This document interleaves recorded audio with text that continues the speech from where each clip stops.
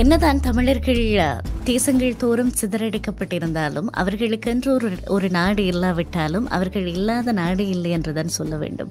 அந்த அளவுக்கு எல்லா இடங்களிலுமே வேர்பிடித்து நிற்க முடியாவிட்டாலும் கிளை பரப்பி இருக்கிறார்கள் என்பது உண்மை. இவருடைய குரல் மூலம் பயிரப்படக்கூடிய அங்கே ஒரு தீர்வு தேவை. அங்கே உள்ள மக்கள் சுதந்திரமாக வாழ வேண்டும். அவர்களுக்குரிய தீர்வு மற்றும் நடைபெற்ற போர் மற்றும் அங்கே கொடுமைகள் போன்றவற்றிற்கான பொறுப்பு கூறல் போன்ற பல இத்தியாதிகளையும் இவர் முன்னிலைப்படுத்தலாம். அதற்கான குழுமங்களை பாராளுமன்ற உறுப்பினர்களிடையே அமைக்கலாம். இலங்கை விவகாரத்தில் பார்க்க போனால் நிச்சயமாக அவர்கள் அங்கே ஒரு பொறுப்பு கூறலை ஏற்படுத்துவதற்கு வழிவகுப்பார்கள் அல்லது அதற்குரிய அழுத்தங்களை கொடுப்பார்கள் என்றால் எதிர்கட்சியாக இருக்கும் பொழுதே அது குறித்த கருத்து பயிர்வுகளை மேற்கொண்டிருந்தார்கள். 14 ஆண்டுகளுக்கு பிறகு இந்த வெற்றியை சந்திக்கின்றது. அமெரிக்காவுக்கு அடுத்ததான நிதி வளங்கள், ஆயுத பலங்கள் போன்றவற்றை செய்து கொண்டிருக்கின்ற நாடு பிரித்தானியா. இவர்களுடைய வெற்றி என்பது ஒரு கசப்பான செய்தி. அதற்கான காரணம் என்னவென்று சொன்னால், இந்த இஸ்ரேல் இந்த விவகாரத்தில் செயற்படுகின்ற விதத்திற்கு ஆதரவான கண்மூடித்தனமான ஒரு ஆதரவை கன்சர்வேட்டிவ் கட்சி வழங்கி வந்தது. ஆனால் தொழிற்கட்சி அவ்வாறான ஒரு ஆதரவை வழங்காது. அவர்கள் உங்களுக்கு தெரிந்தவரோ நீங்களோ விபத்தில் காயமடைந்தால், ஸ்லிப் அண்ட் ஃபால் அல்லது லாங் டேர்ம் டிசபிலிட்டிக்கு செல்ல வேண்டியதாக இருந்தால் 25 வருடங்களுக்கு மேற்பட்ட அனுபவம் வாய்ந்த பிராங்க்லின் லா ஃபர்ம் ரவி நடராஜாவை அழையுங்கள். பாதிப்பான சூழ்நிலையில் தகுந்த ஆலோசனைகளை வழங்கி கூடிய கொடுப்பனவுகளை பெற்றுக் கொடுக்கும் நம்பகமான சட்ட சேவைகளுக்கும் இலவச ஆலோசனைகளுக்கும் ரவி நடராஜா 413-445-6555 416-245-6555. ரவி நடராஜா.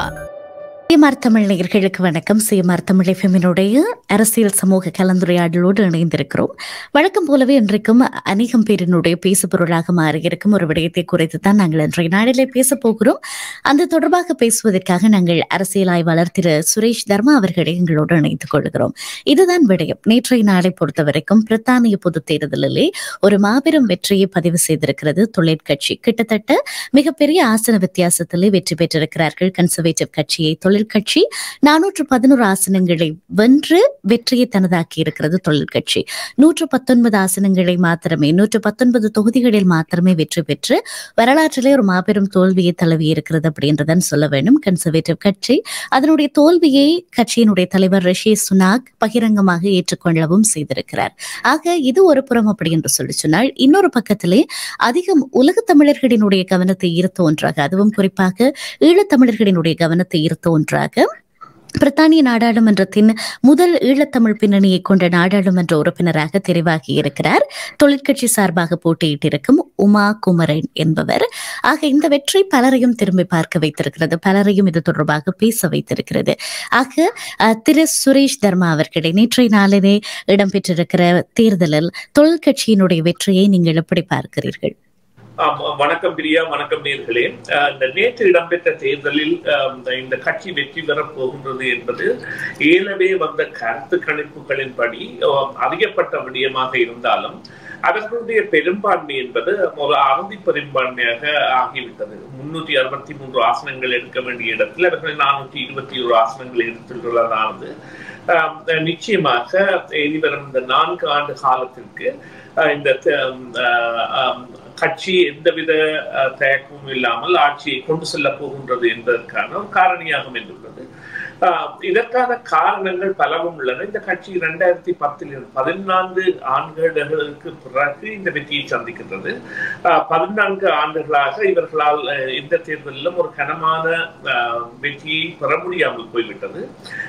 அவ்வாறு பார்க்க போனால் இதற்கான காரணங்களாக இப்பொழுது நாங்கள் மேலதிக காரணங்களாக பார்க்கக்கூடியவை இந்த உலக மட்டத்திலே ஏற்பட்டுள்ள நிலைமைகள் பிரித்தானியாவை கூட பலமாக பாதித்திருந்தன. குறிப்பாக தொழில் வாய்ப்பின்மை மற்றும் பணவீக்கம் மற்றும் பொருட்களின் விலை ஏற்றம் மற்றும் வட்டி வீத ஏற்றம் என்பன அவை கூட பிரித்தானியாவில் ஒரு பலத்த தாக்கத்தை ஏற்படுத்திய காரணிகளாக இருந்தன. இவைகள் போன்றவற்றை வைத்துத்தான் மக்கள் இவ்வாறான ஒரு செயற்பாட்டில் அல்லது தேர்வில் தங்களை ஈடுபடுத்தி இந்த கட்சிக்கான வெற்றியை கொடுத்திருக்கின்றார்கள். அத்தோடு நீங்கள் குறிப்பிட்டது போல இந்த கட்சியின் தேர்தல் வெற்றி என்பது ஈழத்தமிழர்களுக்கு மேலும் ஒரு கனிவான செய்தியை கொண்டு வந்திருக்கின்றது. முதலாவது ஈழத்தமிழ் ஒரு பெண்மணி அல்லது ஈழத்தமிழர்கள் சார்பில் ஒரு முதலாவது ஆளாக ஒரு பெண்மணி வெற்றி பெற்றிருக்கின்றார், உமா குமரன் என்பவர். அது கூட ஒரு நல்ல செய்தியை நாங்கள் எடுத்துக்கொள்ள வேண்டும்.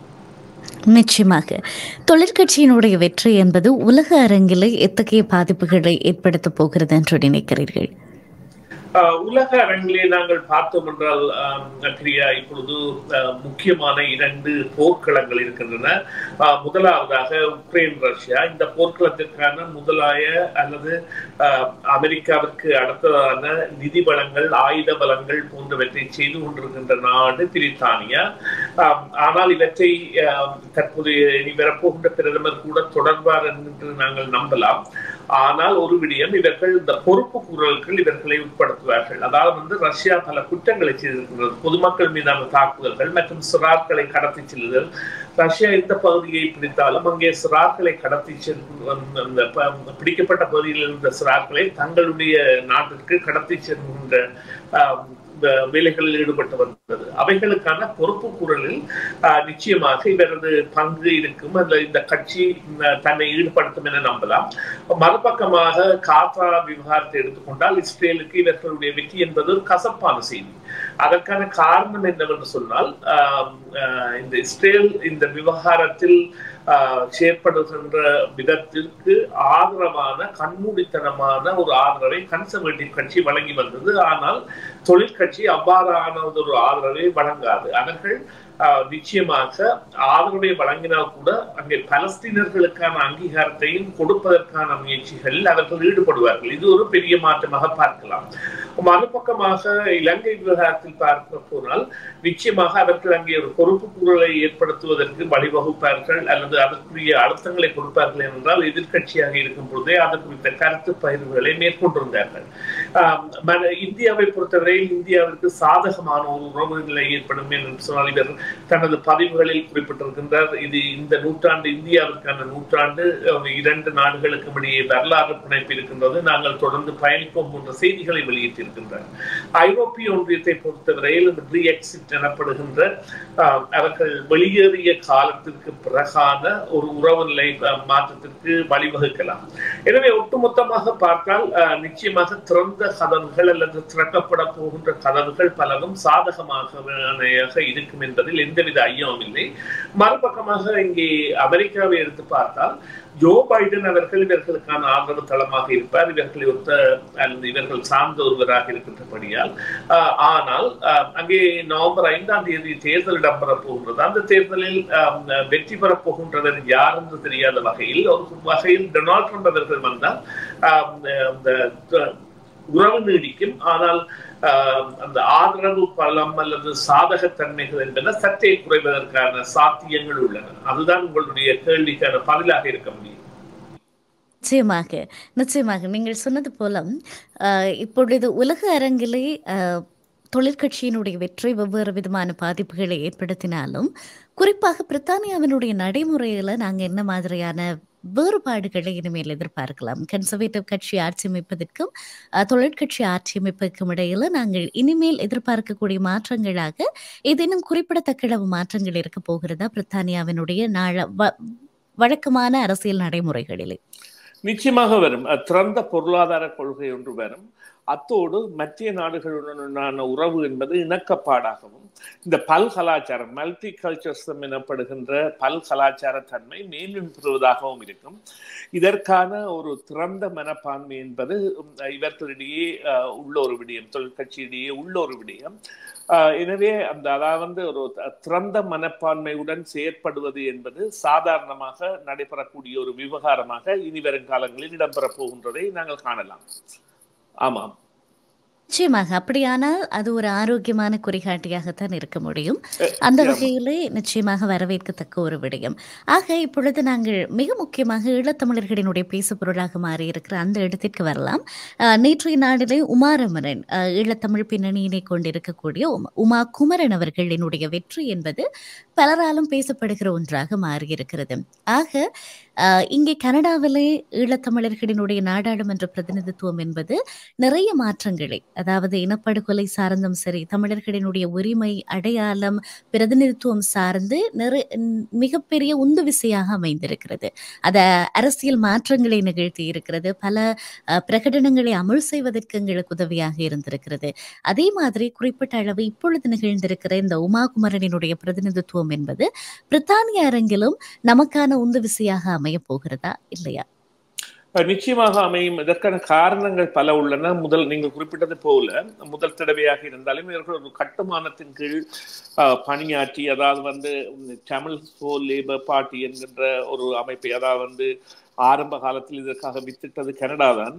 தமிழ்ஸ் ஃபார் கன்சர்வேட்டிவ் என்கின்ற அமைப்பின் மூலம் எவ்வாறு அந்த பழமைவாத கட்சியின் மனநிலையை மாற்றினார்களோ அதே போல இப்பொழுது இவர்கள் கூட அங்கே தமிழ் ஃபார் கன்சர்வேட்டிவ் மற்றும் தமிழ்ஸ் ஃபார் லேபர் பார்ட்டி என்கின்ற 2 வழிகளில் செயற்பட்டு வருகின்றார்கள். அந்த வகையில் இவருடைய வழியூடான உள்ளக அழுத்தங்கள் என்பன பிரித்தானியாவை இலங்கை விவகாரத்தில் மேலும் அக்கறை செலுத்த வழிவகுக்கும்.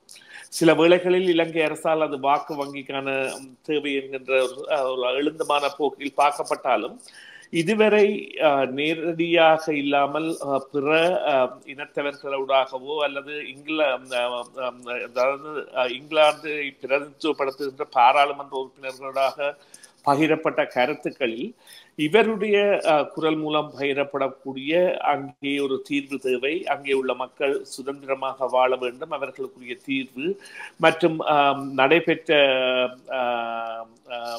அந்த போர் மற்றும் அங்கே கொடுமைகள் போன்றவற்றிற்கான பொறுப்பு கூறல் போன்ற பல இத்தியாதிகளையும் இவர் முன்னிலைப்படுத்தலாம். அதற்கான குழுமங்களை பாராளுமன்ற உறுப்பினர்களிடையே அமைக்கலாம் மற்றும் பிரச்சார பணிகளில் ஈடுபடலாம். குறிப்பாக இப்ப ஐரோப்பிய ஒன்றிய நாடுகளில் கூட இவ்வாறான மாற்றங்களை கொண்டு வருவதற்கான ஒரு குழும செயற்பாடுகளில் ஈடுபடக்கூடிய வழிவகைகள் இருக்கின்றன. இருந்தும் அவருடைய நிலைப்பாடு எவ்வாறு, அந்த உமாகுமரன் என்பவருடைய நிலைப்பாடு எவ்வாறு இருக்கும், அவர் எவ்வாறு இந்த தன்னுடைய செயற்பாடுகளை மேற்கொள்ள போகின்றார் என்பதை பொறுத்திருந்து பார்க்க வேண்டும். ஆனால் இது நிச்சயமாக ஒரு வரவேற்க வேண்டிய விடயம். அங்கே ஏற்கனவே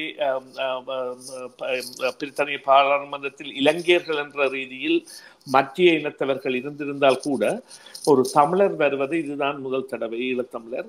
அந்த வகையில் பொறுத்திருந்து பார்ப்போம் என்பதுதான் உங்களுடைய கேள்விக்கான விடையாக இருக்கும். ஆனால் நிச்சயமாக பிரதிபலன்கள் உண்டு, அனுகூலங்கள் உண்டு, நேரடியாக ஒரு குரல் ஒலிக்கக்கூடியதாக இருக்கின்றது என்பது உண்மை.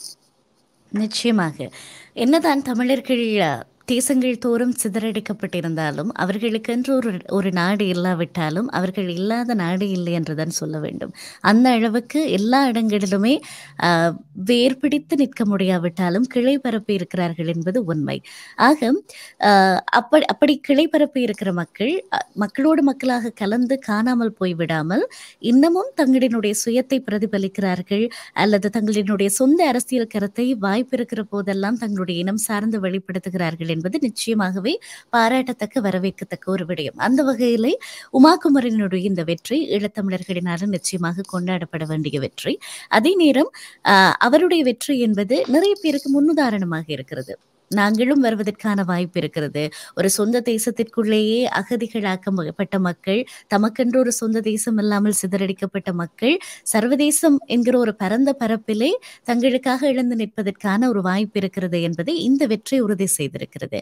ஆக இதே இப்பொழுது வளர்ந்து வருகிற இளம் தலைமுறைக்கு அல்லது தங்களினுடைய அரசியல் பிரதிநிதித்துவத்துக்காக ஒரு எண்ணம் இருக்கும் இல்லையா, நமக்கு வாய்ப்பு இருக்குமா, நாம் மறுபடியும் நம்மை மீள கட்டி எழுப்ப முடியுமா, மறுபடியும் நமக்கான அரசியல் அங்கீகாரம் என்பது சாத்தியமா என்கிற கேள்விக்கு எந்த அளவு தூரம் பதிலளித்திருக்கிறது என்று நீங்கள் நினைக்கிறீர்கள்? நிச்சயமாக இது இவ்வாறு கூறலாம்.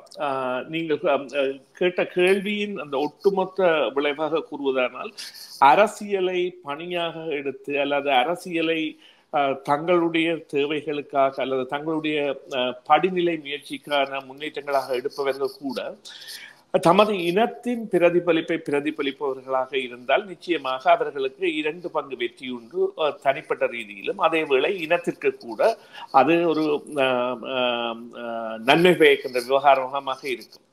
எனவே நீங்கள் அதாவது குறிப்பிட்ட இன்னொரு விடயம் அதாவது நாங்கள் பல நாடுகளில் இருந்தாலும் அதாவது வேர்பரப்பாவிட்டாலும் கிளை பரப்பி இருக்க வேண்டும் என்று அதே போன்ற ஒரு செயற்பாட்டில் குறிப்பிட்டு பார்த்தீர்கள். இந்த உமா குமரன் என்பவர் லண்டன் மாநகர முதல்வரின் ராஜதந்திர நெருங்கிய வட்டத்தில் இருந்தவர், ராஜதந்திர வட்டத்தில் பணியாற்றியவர். அதன் மூலம் பெறப்பட்ட அறிவுகள் என்பன அவருக்கான ஒரு வளர்ச்சி பாலமாகவும் அதேவேளை அந்த கட்சியில் பெற வேண்டிய அனுகூலங்களை பெறுவதற்கான ஒரு ஆதரவு தளமாகவும் இருந்திருக்கின்றது.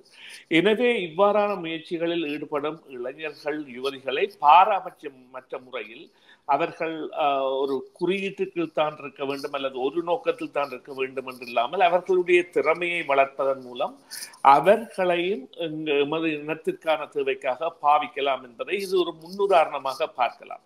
யாராக இருந்தாலும் அவர்கள் தாங்களாக விரும்பி இவ்வாறான ஒரு களங்களில் தேர்தல் நிலைகளில் போட்டியிட முனைகின்ற பொழுது அவர்களுடைய வெற்றி என்பதை கணிக்கின்ற அவர்கள் அந்த கொள்கைக்காக எப்படி நிற்கின்றார்கள், அவர்கள் அந்த தொகுதிக்காக என்ன செய்ய போகின்றார்கள், அவர்கள் நாட்டு மக்களுக்காக என்ன செய்ய போகின்றார்கள் என்கின்ற விவகாரங்களை வைத்து தீர்மானித்து அவர்களை வெற்றி பெற வைப்பது இரட்டடிப்பு வாய்ப்புகளை இனத்திற்கு தரும் என்பது உண்மையான விடயம். அதனைத்தான் உங்களுடைய கேள்விக்கான பதிலாக கூற முடியும். நிச்சயமாக. நிறைவாக ஒரு கேள்வி. தொழிற்கட்சியினுடைய இங்கிலாந்திலே தொழிற்கட்சி பெற்றிருக்கிற வெற்றி என்பது ஈழத்தமிழர்களுக்கு எவ்வளவு தூரம் சாதகமாக இருக்க போகிறது? இது அவருடைய கருத்துக்கள் நேரடியாக நான் உண்மையிலேயே அந்த பின்தொடரவில்லை. ஈழத்தமிழர் விவகாரத்தில் அவர் எவ்வாறு செயற்படுகின்றார் என்பதை எனக்கு தெரியாத விடயமாக இருக்கின்றது இந்த இப்பொழுது நாங்கள் கதைத்துக் கொண்டிருக்கும் பொழுது. ஆனால் அதற்கான ஒரு தளத்தை ஏற்படுத்துவதற்கான சாத்தியக்கூறுகள் என்பன பலமாக இருக்கின்றன. ஏனென்றால் அந்த கட்சியில் அதாவது தமிழ்ஸ் ஃபார் லேபர் பார்ட்டி என்கின்ற தமிழர்களை பிரதிநிதித்துவப்படுத்துகின்ற அமைப்பு இருக்கின்றபடியால் அவர்கள் இவர்கள் மூலம் ஒரு பகிரங்கமான நிலைப்பாட்டை கொண்டு வர முடியும். அதற்கான சாத்தியக்கூறுகள் இருக்கின்றன. ஆனால் நான் அதனை சரியாக பின்பற்றாத வகையில் அல்லது பின்தொடராத வகையில் என்னால் அதற்கான தெளிவான பதிலை கூற முடியாது. ஆனால் நிச்சயமாக சாத்தியம் இருக்கின்றது. சாத்தியம் இருக்கிறது என்பதே ஒரு நல்ல குறிகாட்டி தான். தொடர்ச்சியாக நாங்கள் இந்த உரையாடலோடு நாங்கள் நிறுத்திவிடப் போவதும் இல்லை. மேலதிகமாக நாங்கள் ஒவ்வொரு விடயத்தையும் பற்றி பேச்சுக்கள் எழுகிற போது நிச்சயமாக நாங்கள் அதை விவாதிக்க போகிறோம் அல்லது அது குறித்து உரையாட போகிறோம். அப்போது நாங்கள் இன்னுமே விரிவாக இது குறித்து பேசலாம். மிக்க நன்றி. இணைந்து கொண்டு எங்களுடைய கேள்விகளுக்கு பதில் தந்தமைக்காகவும் இது குறித்து ஒரு ஆழமான கருத்தாளமிக்க உரையாடலை நிகழ்த்தியதற்காகவும் திரு சுரேஷ் தர்மா அவர்களே நன்றி. பிரியா, நன்றி நேயர்களே. மீண்டும் ஒரு பொழுதில் சந்திப்போம். சிஎம்ஆர் யூடியூப் சேனலில் இணைந்திருக்கும் நேயர்கள் அனைவருக்கும் எமது நன்றி. காமெண்ட்ஸ் பகுதியில் உங்கள் கருத்துக்களை தெரிவிக்க தவறாதீர்கள். முக்கிய செய்திகள், காணொளி தொகுப்புகள், நேர்காணல் என பலதரப்பட்ட அம்சங்களையும் உங்களுக்காக தருகின்றது சிஎம்ஆர் யூடியூப் சேனல். சிஎம்ஆர் என்று சர்ச் செய்து எமது யூடியூப் சேனலை சப்ஸ்கிரைப் பண்ணுங்கள். உங்கள் உற்றார் உறவினர் நண்பர்களோடும் இந்த காணொளி தொகுப்புகளை பகிர்ந்து கொள்ளுங்கள். அருகில் இருக்கின்ற முக்கிய காணொளி தொகுப்புகளையும் தவறவிடாமல் பாருங்கள்.